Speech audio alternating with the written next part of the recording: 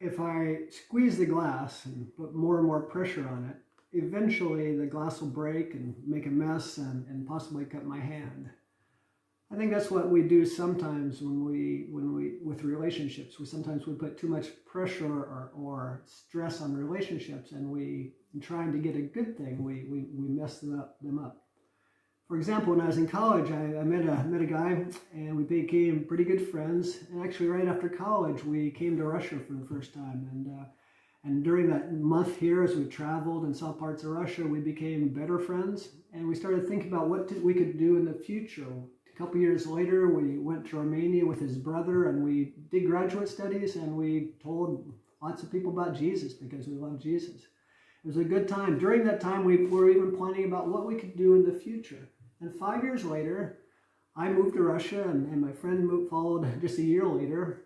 I was pretty much the same person that I was back in college. I was single. I was excited about doing something significant. I felt good about my friend because together we were just a team.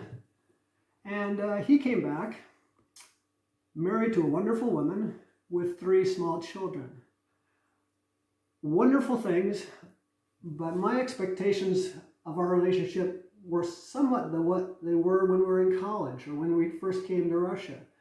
His expectations obviously are quite different. We had things we're going to do together, but he had many higher, more important things to do than just spending time with me. And as I pressed to have my needs of significance, my need of belonging met to my friend, that put too much pressure on our relationship. So eventually we stayed friends, but it wasn't best friends. We grew apart from each other. So that when Albina and I actually were getting married, I didn't ask him to be my best man in the wedding. And unfortunately, I didn't learn much from my lesson there. Unfortunately, as we got married, I kind of did the same thing with Albina. I expected to have my needs of belonging, my needs of significance, my need for love met primarily by Albina. And it worked somewhat, especially during our first year. But then after our first year, Sophia was born.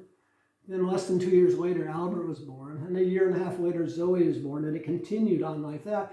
And when I needed what I felt like I needed from Albina, she wasn't able to always deliver because she had 8 little children needing her attention too. I was looking for good things, actually, but the problem was I wasn't looking in the right places. I was trying to have my friend, or I was trying to have my wife meet my needs. I think that's what we do a lot of times. We put pressure on friendships, looking for good things, but we're looking in the wrong place. As we talked last time, Jesus is wanting to be our friend.